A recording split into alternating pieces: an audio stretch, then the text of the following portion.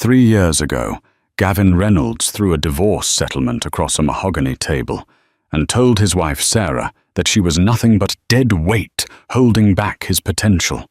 He laughed when she cried.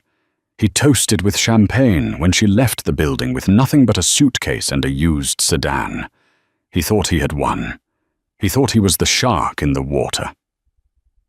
But today, Gavin is sitting in a boardroom on the 42nd floor of the World Trade Center, sweating through a $3,000 suit. He's there to sign the biggest merger in tech history, a $4.2 billion buyout. But when the portfolio binder is finally opened and the identity of the majority shareholder of the buying firm is revealed, Gavin stops breathing.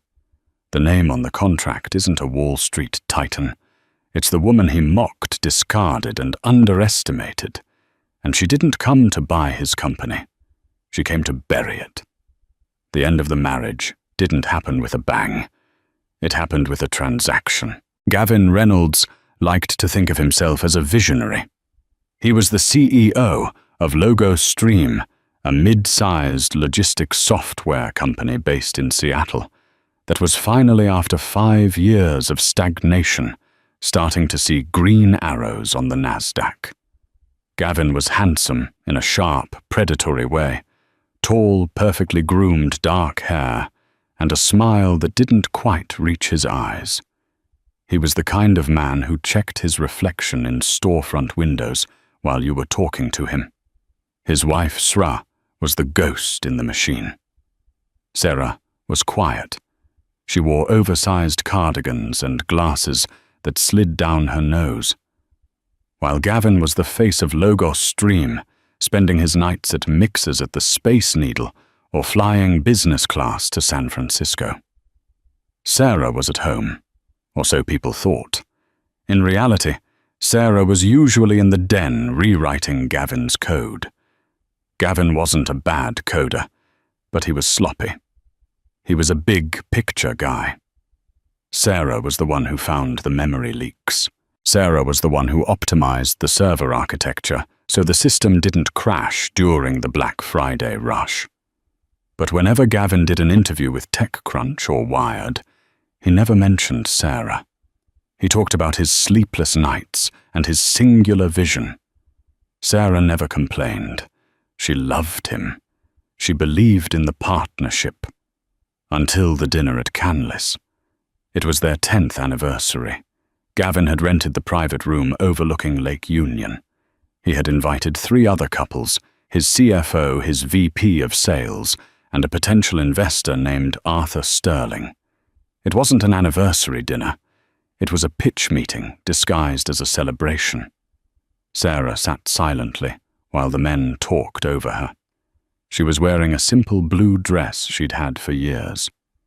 "The key to Logos," Gavin said, swirling his Pinot Noir, "is that I cut the fat. Efficient code, efficient staff, efficient life." Arthur Sterling, a heavy-set man with eyes like flint, looked at Sarah. "And your wife, does she contribute to the efficiency?" Gavin laughed. It was a dry, cruel sound. "Sarah. Oh, Sarah is the anchor, and I don't mean that in the nautical stabilizing sense.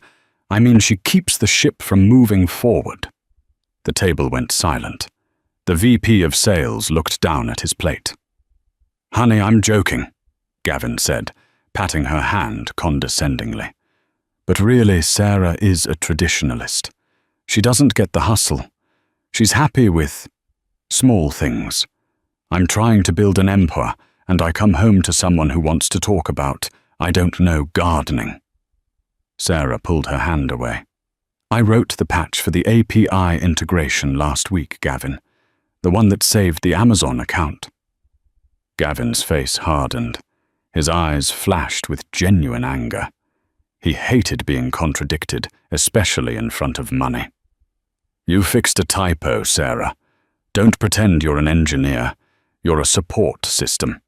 And barely that." He turned back to Arthur Sterling. "See what I deal with. It's hard to soar when you have dead weight tied to your ankles." That night, the drive home was silent. When they got to their sleek modern house in Queen Anne, Gavin didn't go inside. He stayed in the driveway. "I want a divorce," he said. He didn't even look at her. "Gavin, you're drunk," Sarah whispered, her hand on the door handle. "I'm not drunk, I'm lucid. My stock is up 40% this quarter.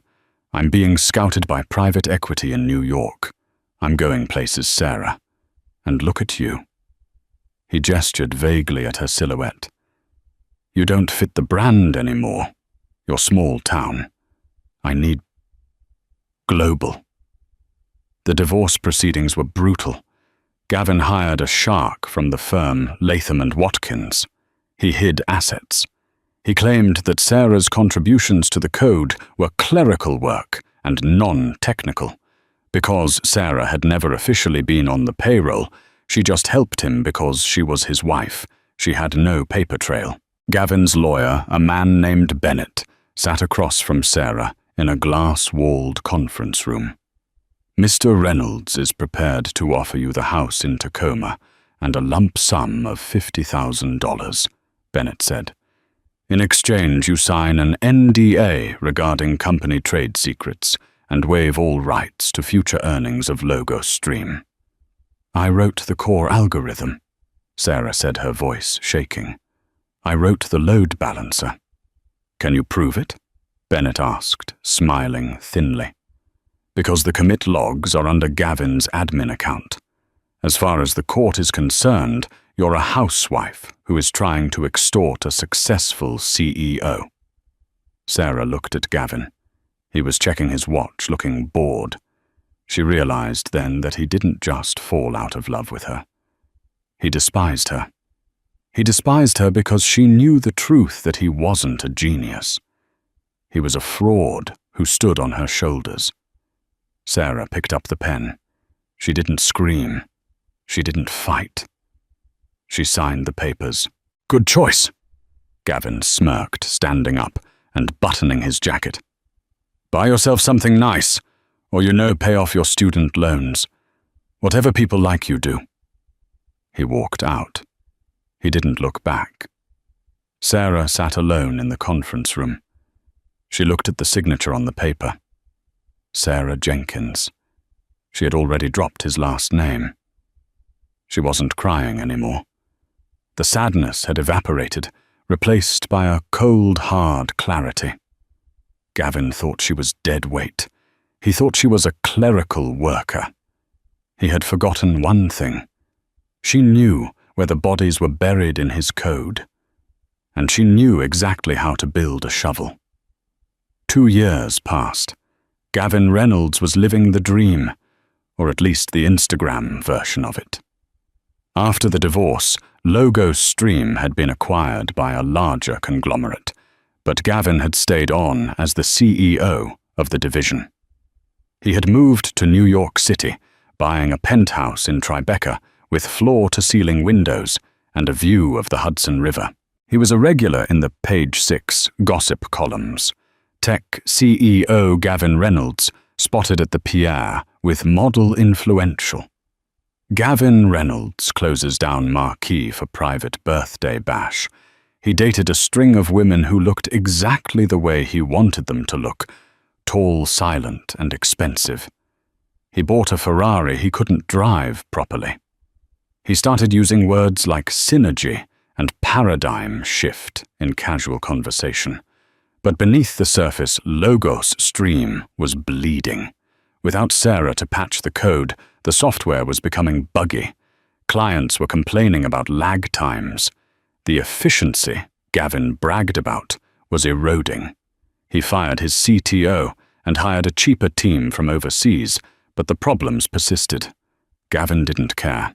He was focused on the next big thing, the exit. He wanted to sell the company entirely, wash his hands of it, and walk away with $1 billion. He needed a buyer who was rich enough to pay a premium, but distant enough not to look too closely at the messy code. Then the rumor started circulating. It began at a charity gala at the Met. Gavin was holding a martini wearing a tuxedo that cost more than Sarah's old car. He was talking to Silas Vane, a venture capitalist with ears in every boardroom in Manhattan. "Have you heard about Obsidian?" Silas asked, lowering his voice. Gavin raised an eyebrow. "The gemstone? No." "Obsidian Holdings," Silas said. "It's a ghost fund, based out of Zurich, maybe Singapore. Nobody really knows. They popped up about 18 months ago. They've been aggressively acquiring logistics and data firms. They don't buy small. They buy the whole board." "I haven't heard of them," Gavin said, feigning disinterest while mentally taking notes. "Nobody meets the chairman," Silas continued. "They send proxies, lawyers, scary types, but they pay cash, and they pay 20% above market value if the tech is right." Gavin's heart hammered against his ribs. This was it. This was the escape hatch. The next morning, Gavin ordered his team to prepare a prospectus. He reached out to his contacts. He put the feelers out. Logo's stream was for sale. 3 weeks later, a letter arrived at his office. It was thick, heavy cream cardstock. No return address. Just a logo embossed in black, a jagged piece of volcanic glass. Obsidian Holdings. The letter was brief. "Mr. Reynolds, we have been monitoring your market position. We are interested in discussing a total acquisition of Logo Stream. Initial valuation assessment, $4.2 billion. A representative will call you." Gavin stared at the number. 4.2 billion. He let out a whoop of joy that startled his secretary outside. He walked over to the window and looked out at the city. He was a god. He had done it.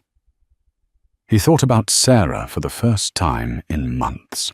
"Dead weight," he chuckled to himself, sipping his espresso. "If she had stuck around, she'd be entitled to half of this. Poor girl is probably working at a Starbucks in Tacoma right now." He pulled out his phone. He still had her number, though he had blocked it. He unblocked it just for a second. He didn't call. Instead, he sent a text. It was petty. It was childish, but he couldn't resist. "Hope you're doing well. Just wanted to let you know I'm about to close a deal that will make history. Shame you didn't have the vision to stick it out.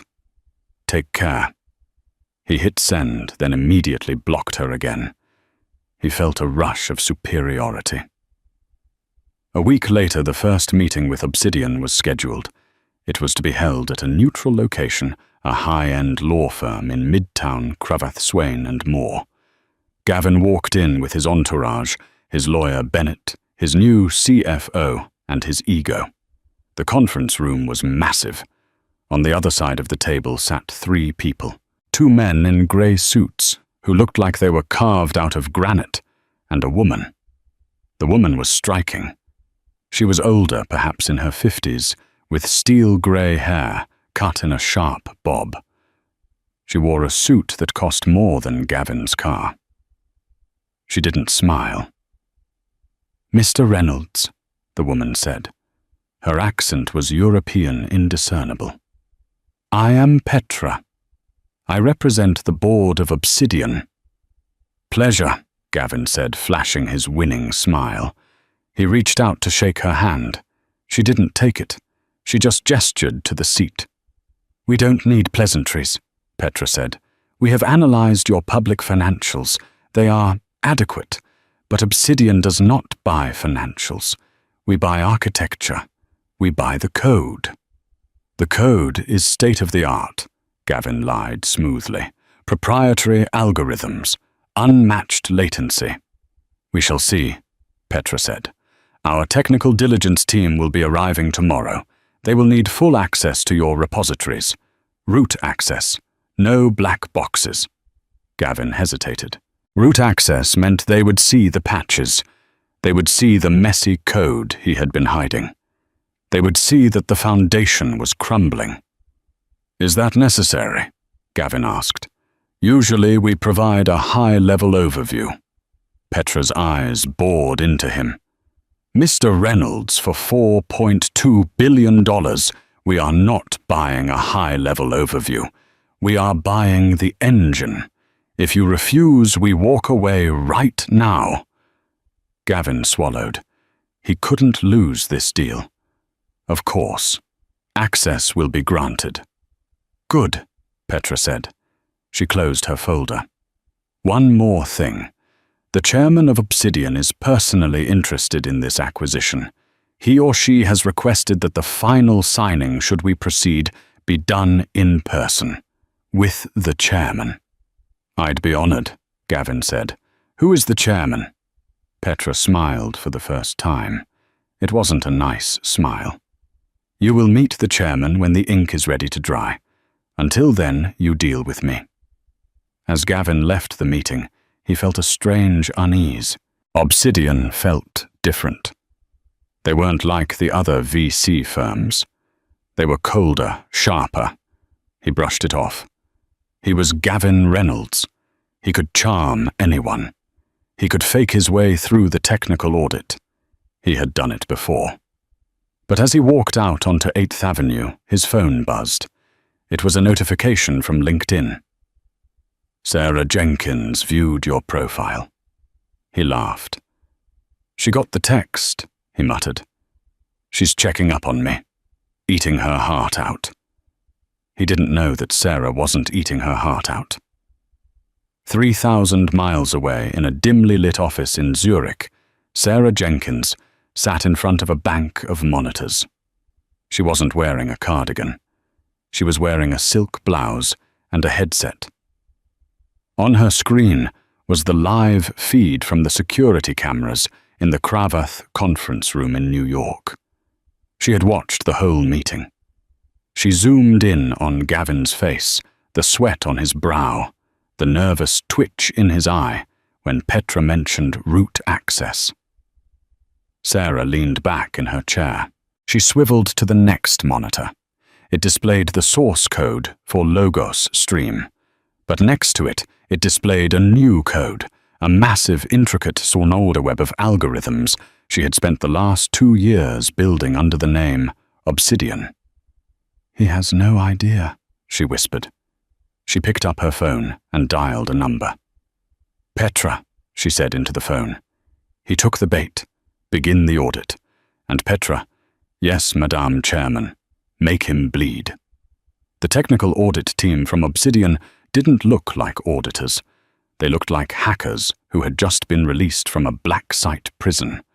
There were 5 of them, led by a man named Simon Cross. Cross was British rail thin, wearing a hoodie under a blazer, and he had a reputation in Silicon Valley. He was the guy you called when you wanted to know if a startup was actually using AI or just running a bunch of if-then statements in a basement.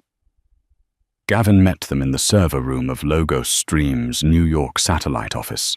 He was flanked by his new CTO, a man named Rajiv, who Gavin had hired solely because he was cheap and said yes to everything. Gentlemen, Gavin said, extending a hand. Welcome to the Nerve Center. As you'll see, our architecture is robust. We're running a customized Kubernetes cluster on AWS, auto-scaling, fully redundant. Simon Cross didn't shake Gavin's hand. He plugged a laptop into the main terminal. We'll see, Cross said. My team is going to run a stress test. We're going to simulate a 500% traffic spike, same volume as Amazon Prime Day. If your system holds, we sign off. If it crashes, we recommend Obsidian pull the deal. Gavin felt a bead of sweat roll down his back. 500%. That's extreme. We aren't a retail platform. You claimed your software is infinitely scalable in your Q3 report. Cross replied without looking up. Was that a lie, Mr. Reynolds? No. Gavin snapped. Run the test. Gavin pulled Rajiv into the hallway. Is it going to hold? He hissed, grabbing the CTO by the arm. Rajiv looked terrified. Mr. Reynolds, the legacy code. The code your wife wrote. It was the load-bearing wall. We patched over it, but we never truly understood it. If they push it that hard, the patch might break. If it breaks, you're fired, Gavin whispered. Fix it. Use mirrors. Use cached data. I don't care. Just make the dashboard look green. For the next 4 hours, Gavin sat in his glass office watching the Obsidian team work. They were silent, typing furiously. On the big screen, the server load graphs were climbing. 50%, 120%, 300%. The lights in the server room actually flickered. Suddenly, Cross stopped typing. He picked up his phone and dialed a number. He spoke quietly, then hung up. He walked into Gavin's office. We found something, Cross said. A bug, Gavin asked, trying to sound casual. Every system has bugs. Not a bug, a ghost, Cross said. He turned his laptop around. On the screen was a block of code. It was complex, elegant, and completely different from the messy spaghetti code surrounding it. This core kernel, Cross said, pointing to the screen. It handles your entire database encryption. It's brilliant. Who wrote this? Gavin squinted. He recognized the syntax. It was Sarah's. She had written it 3 years ago during a weekend marathon session when the company was about to go under. She had named the variable classes after flowers, rose, lily, orchid, hidden deep in the logic where no one would look. I did, Gavin lied. It's my proprietary encryption method. Cross stared at him. You wrote this. Yes, is there a problem? The problem, Mr. Reynolds, is that this code has a dead man's switch embedded in it. It's designed to degrade if it's not maintained by the original author's private key. It's been degrading for 2 years. That's why your latency is up. That's why your clients are leaving. Cross leaned in. You didn't write this, because if you did, you would know that in 48 hours, this encryption key expires, and when it does, logo stream doesn't just slow down. It deletes itself. Gavin's blood ran cold. He had no idea. Sarah hadn't told him. Or maybe she had, and he hadn't listened. Can you fix it? Gavin asked, his voice trembling. Me no, Cross laughed. This is custom cryptography. Only the original author has the seed key. If you can't find the person who wrote this, your company is worth $0. Cross slammed his laptop shut. I'm calling Petra. We're putting a hold on the acquisition. Wait, Gavin shouted, jumping up. Don't call her. Give me 24 hours. I can get the key. I have it in a safe deposit box. I just need to retrieve it. Cross looked at his watch. 24 hours, Reynolds. If you don't have that key by noon tomorrow, Obsidian walks, and we will short sell your stock on the way out. The team left. Gavin was alone in his office. The silence was deafening. He realized with horror that he couldn't just fake this. He needed Sarah. He needed the woman he had discarded. He grabbed his phone. He unblocked her number again. He dialed. It went straight to voicemail. Hi, this is Sarah. I'm busy living my life. Leave a message. Gavin slammed the phone onto his desk, cracking the screen. He was the master of the universe, the CEO of a billion-dollar prospect, and his entire fate rested in the hands of a woman who was probably knitting in a duplex in Tacoma. Or so he thought. While Gavin was hyperventilating in New York, Sarah was in a private jet, cruising at 40,000 feet over the Atlantic. She was watching the video feed from Gavin's office on her tablet. She saw him throw the phone. She saw him crumble into his chair, head in his hands. He's panicking, Petra said, sitting across from her, sipping sparkling water. Cross did a good job spooking him. He's not spooked enough, Sarah said calmly. He still thinks he can manipulate his way out of it. He thinks he can bully me into giving him the key. Sarah closed the tablet. She looked different than she did 3 years ago. The soft edges were gone. She wore tailored Italian suits. Her glasses were designer frames. She had taken the $50,000 Gavin gave her the pity money and invested it in cryptocurrency options right before the boom. She turned $50,000 into $2 million. Then she used that to fund a startup that specialized in hostile takeover defense algorithms. She didn't just get rich, she got powerful. She built Obsidian specifically to hunt predators like Gavin. "What is the next move, Madam Chairman?"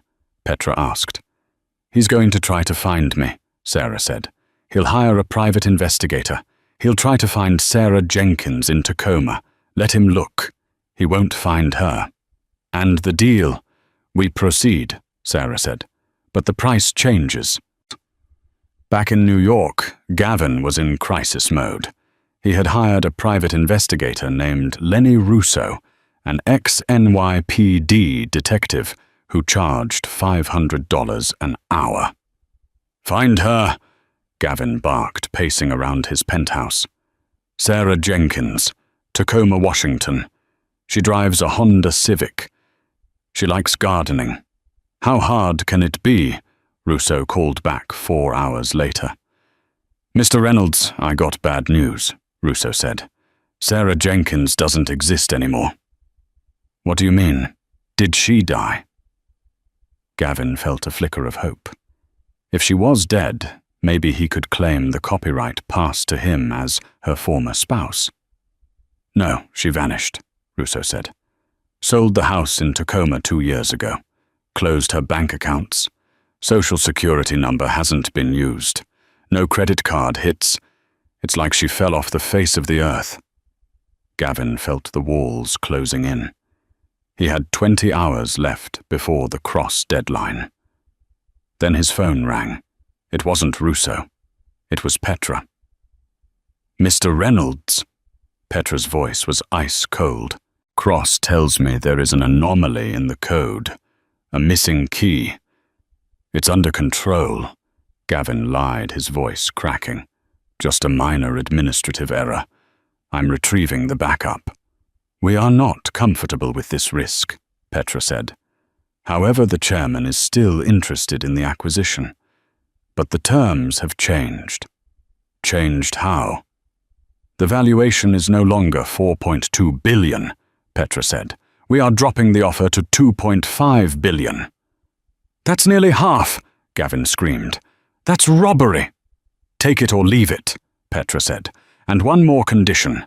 The chairman requires that you personally indemnify the deal. That means if the code fails after we buy it, Obsidian can seize your personal assets, your houses, your accounts, your stock options. Everything." Gavin stopped breathing. This was a death trap. If he signed this and he couldn't fix the code, he would be destitute. He would be worse off than Sarah was when he kicked her out. But if he didn't sign the deal collapsed, the Cross report would leak. Logos stream stock would crash. He would be fired by his own board and investigated by the SEC for fraud. He had no choice. I accept," Gavin whispered. "Excellent," Petra said. "The signing ceremony is in 3 days, in Zurich. The chairman looks forward to meeting you." Gavin hung up. He sank to the floor of his penthouse. He had saved the deal, but he had put his head in a guillotine. He needed that key. He had 3 days to find Sarah. He stood up, a manic look in his eyes. He went to his safe and pulled out an old box of photos he hadn't thrown away. He found a picture of Sarah from their honeymoon in Hawaii. She was smiling, looking at him with adoration. "Where are you?" he muttered at the photo. "Where are you hiding, you little mouse?" He flipped the photo over. On the back in Sarah's handwriting was a note. To my genius husband. Together we can build anything. And below that, a date. And a location. But then he noticed something else. Tucked in the corner of the box was an old USB drive. A silver one. He remembered Sarah used to wear it on a necklace sometimes. She called it her lucky charm. He must have swept it into the box when he was clearing out her stuff. His heart stopped. Could it be? He jammed the USB drive into his laptop. A folder popped up. It was password protected. The hint read, "What did you call me on our 10th anniversary?" Gavin stared at the screen. The memory of that night at Canlis came flooding back. The wine, the laughter, Arthur Sterling's face. Dead weight. He typed it in. DEADWEIGHT.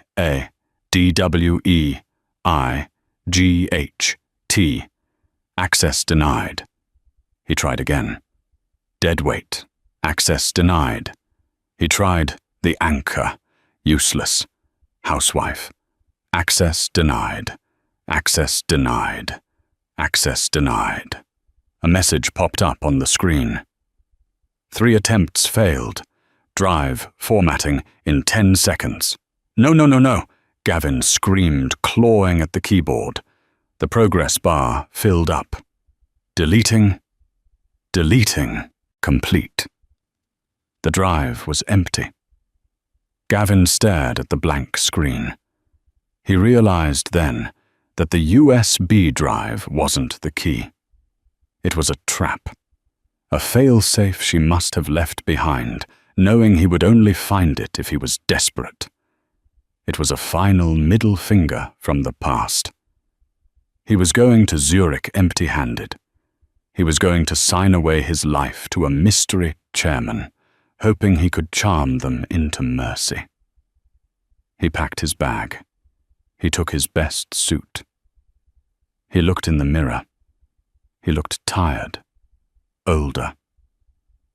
"I'm Gavin Reynolds," he told his reflection. "I always win." But for the first time in his life, he didn't believe it. Zurich in late autumn was a city of steel and grey skies, a stark contrast to the chaotic energy of New York.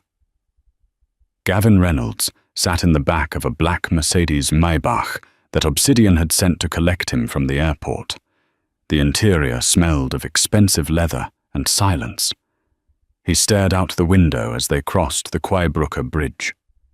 The lake was a sheet of dark glass. He checked his reflection in the rearview mirror.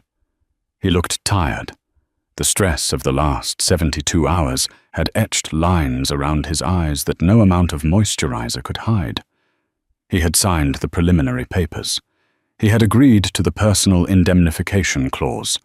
He had bet his entire life, his fortune, his reputation, his future on the gamble that he could charm the chairman of Obsidian.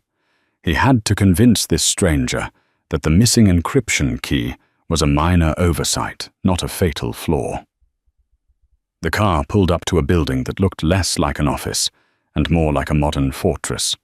It was a monolith of black glass and concrete jutting out of the hillside. No signage, just the jagged volcanic glass logo etched into the stone wall. Gavin was escorted by 2 security guards who looked like they were ex-military. They didn't speak. They led him into an elevator that moved so smoothly he couldn't tell if they were going up or down. The doors opened onto the top floor. It was an open-concept space, minimalist, and terrifyingly sterile. One wall was entirely glass overlooking the Alps in the distance. In the center of the room was a long table made of a single slab of petrified wood. Petra was there. So were the lawyers, grim-faced men in dark suits, and Simon Cross, the auditor, who was smirking as he typed on his tablet. "Mr. Reynolds," Petra said, not rising from her seat, "you are punctual." "I respect the chairman's time," Gavin said, smoothing his tie. He tried to project confidence, but his voice sounded thin in the cavernous room. Is he joining us? She, Petra corrected. And yes, she is ready. Petra pressed a button on the table. A set of heavy double doors at the far end of the room clicked open. Gavin stood up, buttoning his jacket. He put on his best visionary CEO smile, the one that had charmed investors, seduced women, and graced the cover of magazines. He prepared to meet a European heiress, or perhaps a reclusive tech matriarch. A figure walked through the doors. She was wearing a white power suit, tailored to perfection, that made her look like a blade of light against the dark room. Her heels clicked rhythmically on the polished concrete floor. Click, click, click. Gavin squinted. The silhouette was familiar. The walk was familiar, though the posture was different. The woman approaching him didn't walk with a slouch. She walked with the predatory grace of a panther. She stepped into the light. Gavin's smile froze. His breath hitched in his throat. His brain refused to process the visual data. It was Sarah. But it wasn't the Sarah he knew. It wasn't the woman in the oversized cardigan who made him tea and apologized for taking up space. This woman had hair cut in a sharp, chic bob. Her skin was luminous, and behind her designer glasses, her eyes were cold hard and utterly devoid of fear. "Hello, Gavin," she said. Her voice was smooth, deep, and commanded the room. Gavin staggered back a step, his legs hitting the chair. "Sarah, what are you doing here? I work here," she said, simply walking to the head of the table. She didn't look at him. She looked at Petra. "Are the documents prepared?" "Yes, Madam Chairman," Petra said. Gavin's head spun. "Madam Chairman." "No."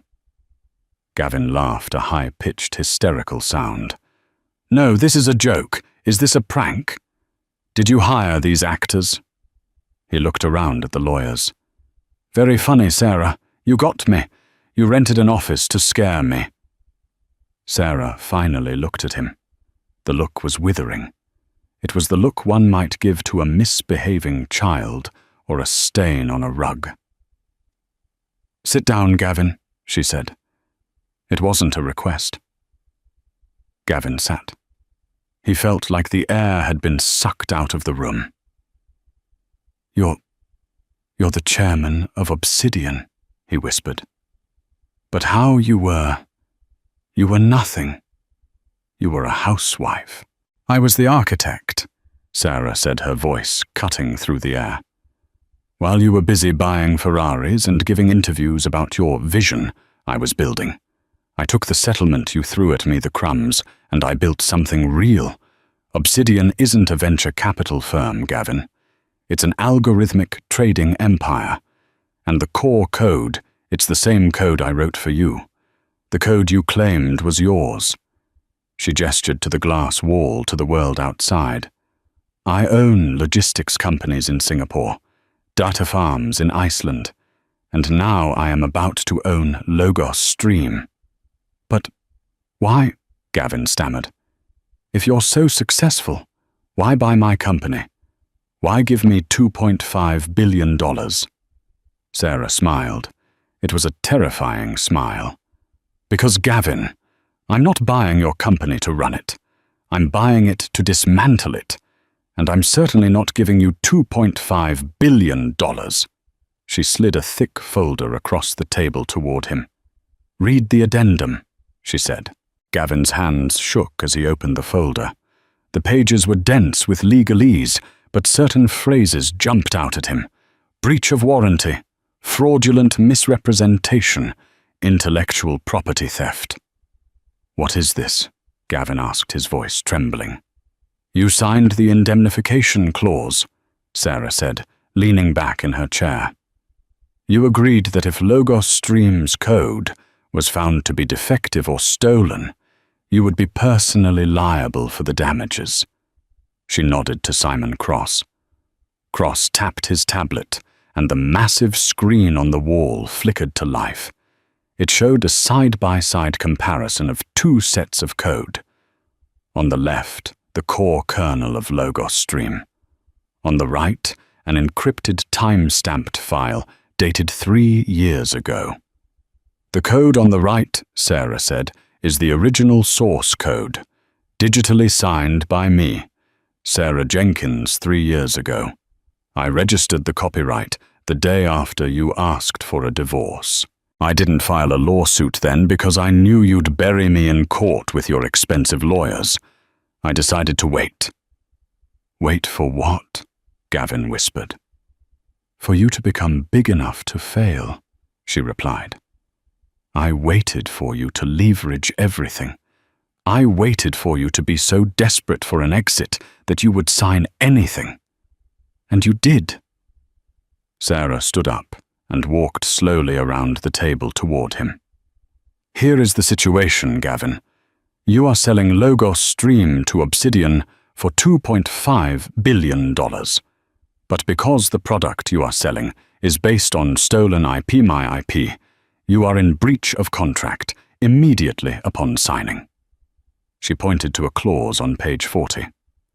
The penalty for selling stolen IP to Obsidian is set at 100% of the purchase price plus punitive damages, which means the moment you sign the sale, the $2.5 billion comes directly back to me, plus your personal assets to cover the punitive damages.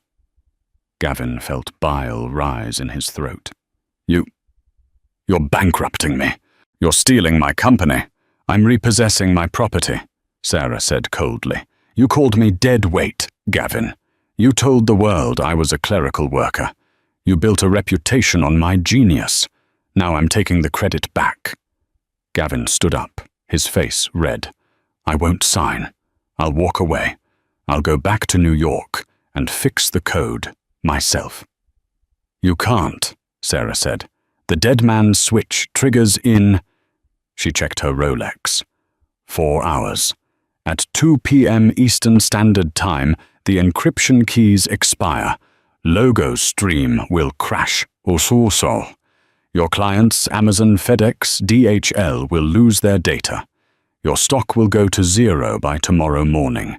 You will be sued by every shareholder investigated by the SEC, and you will likely go to prison for corporate negligence. Gavin slumped back into his chair. He was trapped. There was no way out. If he walked away, he went to prison. If he signed, he walked away penniless. You planned this, Gavin murmured. Every step. The text message, the lowball offer. I engineered it, Sarah corrected. Just like I engineered your success. You were just the user interface, Gavin. I was always the operating system. The room was silent. The only sound was the hum of the server banks in the distance. So what happens now? Gavin asked, his voice broken. He looked small. The visionary CEO was gone. He was just a man in a suit he could no longer afford. Sarah placed a fountain pen on the document. You sign, she said.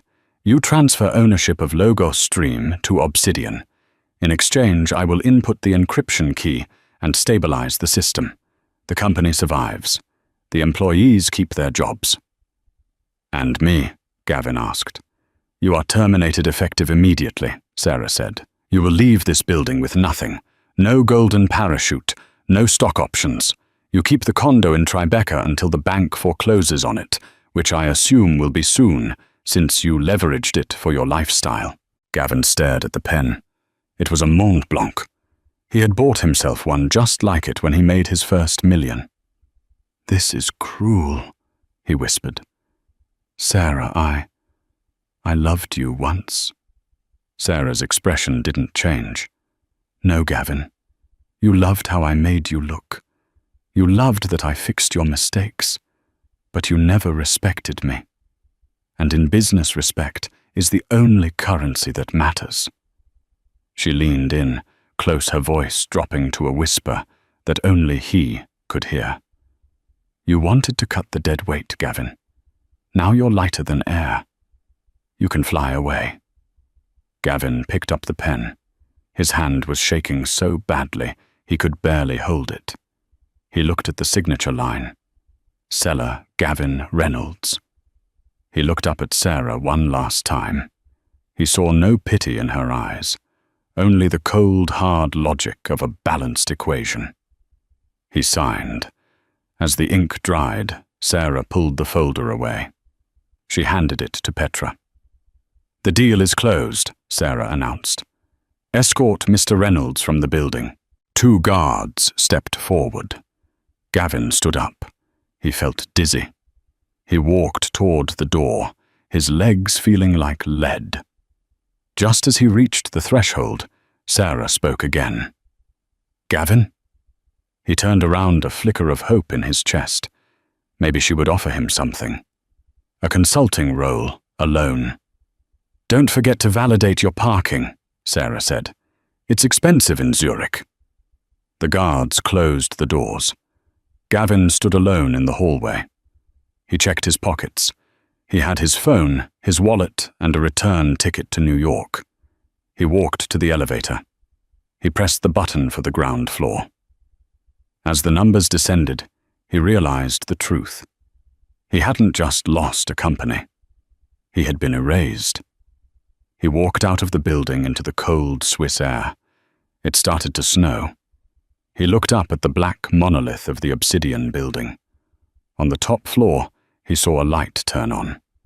He imagined Sarah standing there looking down at him. He was the ghost now. 1 year later, the rain in Seattle was relentless. It wasn't the romantic, misty rain that movies liked to portray. It was a cold, grey sheet that soaked into your bones. Gavin Reynolds stood behind the counter of TechFix, a small repair shop in a strip mall in Bellevue, about 10 miles east of his old life. He was wearing a blue polo shirt with a name tag that simply read, Gavin. "It's still not turning on," the customer, a teenager with greasy hair, complained, tapping his phone on the glass counter. "I thought you said you fixed the motherboard." "I did," Gavin said, his voice flat. "But the water damage was extensive. You need a new battery. That's another $80. "Rip off," the kid muttered, but he slapped a credit card down. Gavin ran the card. Declined. "Try again," the kid said. "It's declined," Gavin said, staring at the terminal. He felt a familiar surge of irritation, the old arrogance bubbling up. He wanted to scream. "Do you know who I am? I founded a company worth billions." But he didn't scream. He couldn't, because nobody knew who he was anymore.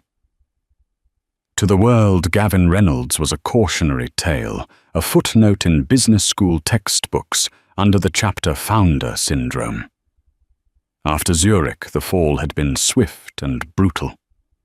The SEC investigation didn't result in prison time thanks to a plea deal where he admitted to managerial negligence, but it stripped him of his ability to serve as a director of a public company for 10 years. His assets were liquidated to cover the debts he had racked up trying to maintain his image.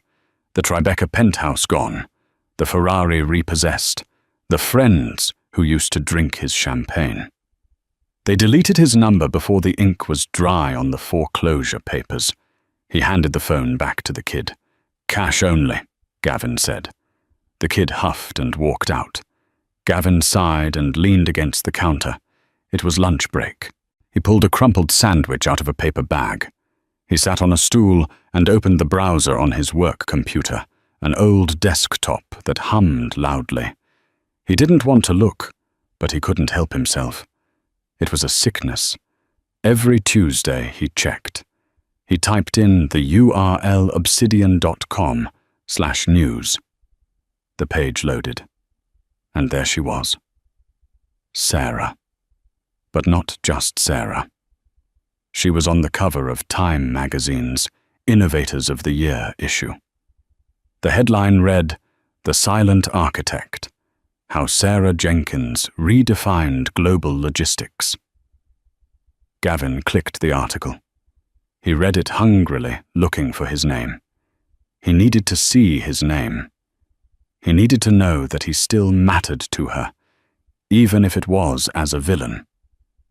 He scrolled and scrolled.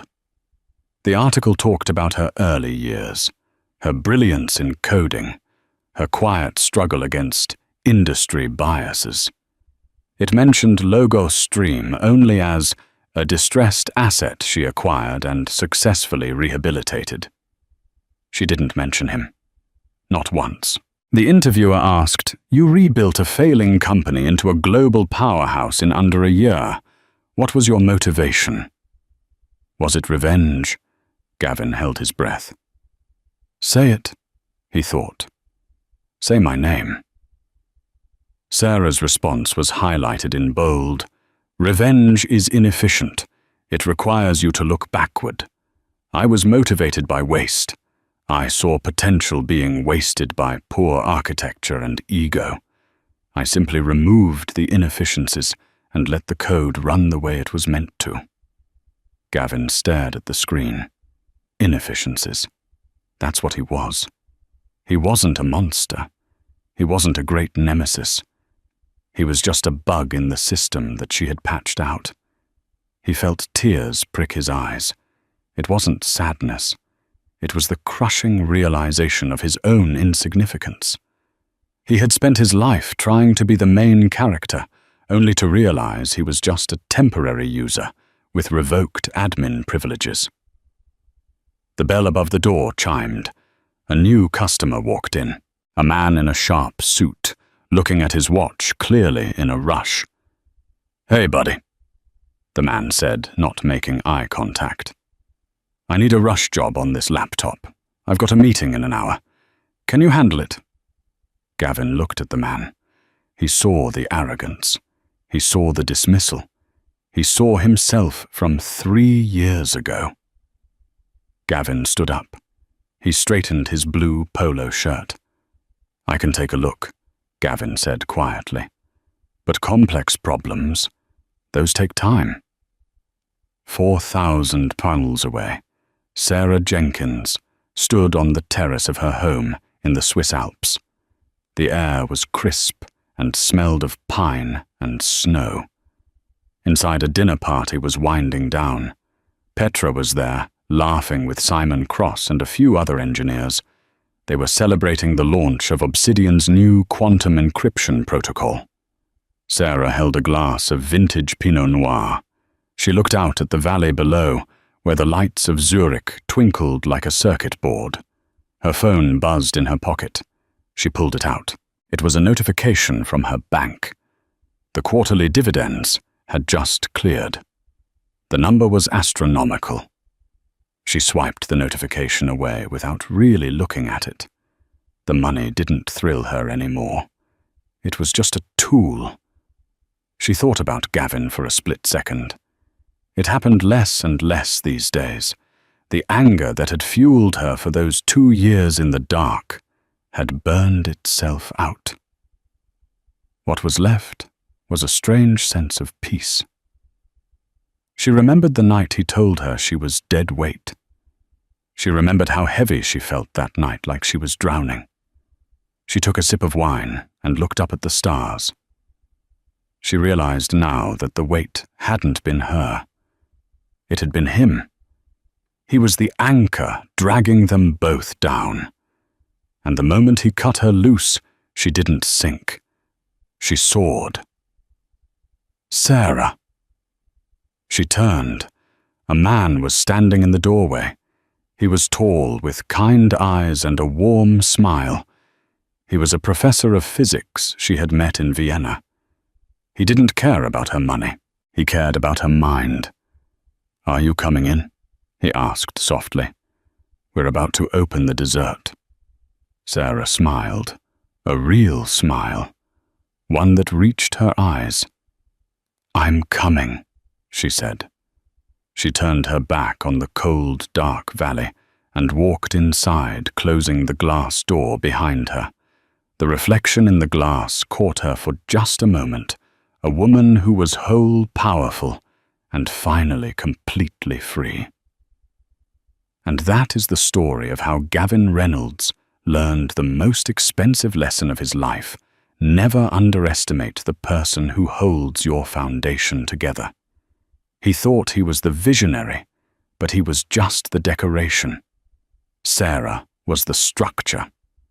It's a brutal reminder that in life and business, arrogance is a blindfold. When you treat people like they are disposable, you might just be throwing away the only thing keeping you afloat.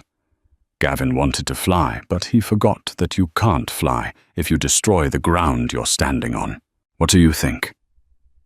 Did Gavin deserve to lose everything? Or was Sarah's revenge too cold? Let me know in the comments below. I read every single one. If you enjoyed this story of karma, betrayal, and justice, please smash that like button. It really helps the channel grow so I can bring you more stories like this. And if you haven't already hit subscribe and ring the notification bell so you never miss a drama. Remember, be careful who you call dead weight. They might just be the ones learning how to fly without you. Thanks for watching, and I'll see you in the next video.